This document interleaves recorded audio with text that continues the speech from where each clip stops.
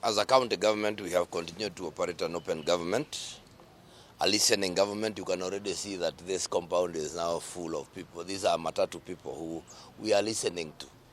And so when you know, we have become,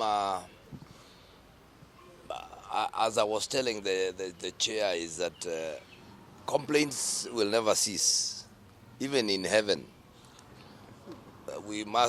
Nobody thinks that this is life.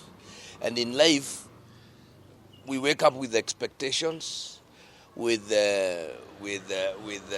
dreams that are never fulfilled. Sometimes the complaints are just because we do not have information. So the continued engagement, like the one that is going to take place at Whispers, is okay. It is good. The ordinary citizen does not know the distinct line between who should, between county government and national government. They want services. And so one of the things I can say is that we will continue addressing complaints the way they come. I've listened to some of the questions you're asking. They are very anticipatory. That's not the work of the commission. It's not, the ombudsman is not supposed to start anticipating problems. They are expected to address those that are raised to them. If there are no IDs, they are told there are no IDs. And so far, I don't think anybody has been denied an ID. So as a country, as a people, Nyeri County will continue being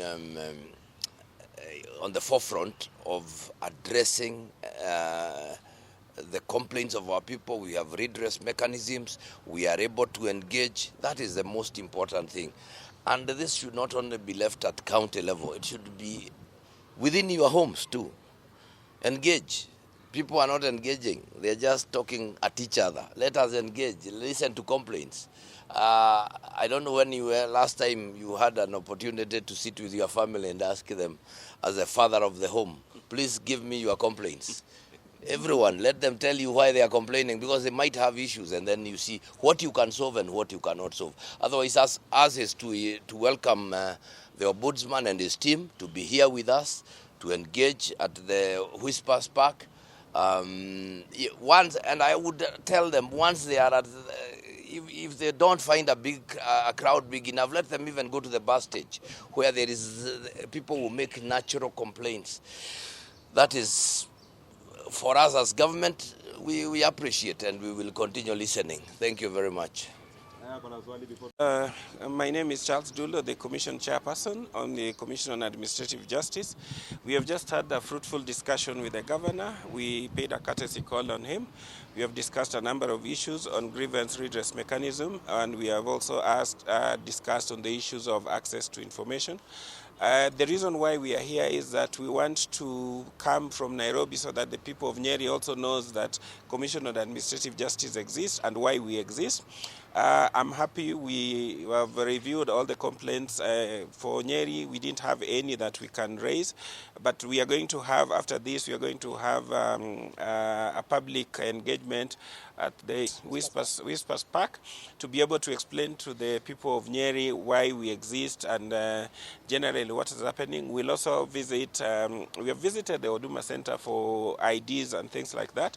We have noticed there's a number of IDs which are not being collected, and we are going to engage to find out how the people can be facilitated, one, to get the ID, and two, the IDs which are ready are being given to them in a timeliest manner. We follow the service charter, which they say it is 3 weeks. We have noticed there are a few delays here and there, mostly to do with a system downtown. We are going to address that with the Registrar of Births as well as NTSA. We also noticed there's a lot of driver's licenses which are lying uncollected, and when we ask, we are told that the system is down, and without the system verification, they are not able to get that. So all those are the reasons why we are here, in terms of to ensure the service delivery is taking place, the people get them in a timely manner, both at the national and the county government. Yeah. Mostly there are issues to deal with the land, and the problem with the land is not that they don't get the services. It is that because sometimes the matters are in court and therefore we cannot come in. There's the issue of succession. People are complaining about chiefs not writing letters, or if they do, they omit some of the beneficiaries. So those are some of the complaints that we've had to handle, and basically just the delay. The rest of the things are normal issues. We are going to visit the land office to find out what is happening. We'll also visit the hospital to just find out what is happening in terms of the SHA and all these kind of things. Yeah. We were at the Oduma, and they didn't say there are specific areas which are exhausted, but we just wanted to find out if the people are able to get them as at when they require them. There's the issue of the late registration, and that is what they said that they are dealing with. And we also encourage the county government to sensitize people so that they register, so that they can get these vital documents. These documents are not only vital at the time of voting, but they are equally vital in terms of succession. Because if you are going, say if somebody has died and they need to get the inheritance, they will require the national IDs and things like that. And this is why we are encouraging people to register as many, but to register, if those who are 18 to be able to register, and those who are old enough also to be able to register. And we are going to work with them national registration so that when they're doing the schools outreach, they can also go to the chief's camp and also register people during that period of time. So what we are doing, and we are engaging the registrar of births, is to ensure that once the IDs are ready, they are taken to sub-counties. Because I think today we were talking about somewhere in Kieni coming all the way here to get the ID. So we told them that they need to decentralize the distribution of the IDs, to take them back to the sub-counties so that the chiefs there know there are people who have applied for IDs and they'll be able to get it. They said that they're sending SMSs, but I told them that sometimes shows wako na mulika mwizi does not have power, and so that is also not very effective. But we are going to explore ways and means of ensuring that once the IDs or any other document is ready, they are taken closer to the people to be able to get them. Unless it is brought to our attention, because like today we went there and we checked and we saw the registration going on.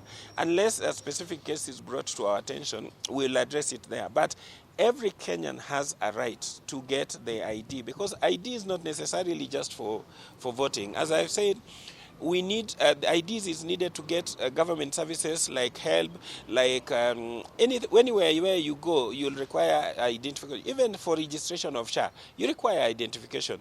And I'm happy that in the reports we are receiving about registration of SHA, Nyeri is leading. So it means that they are being facilitated to register. The issue of ID, will address it. If there's any problem, then we'll be able to address it at that particular point in time. Thank you.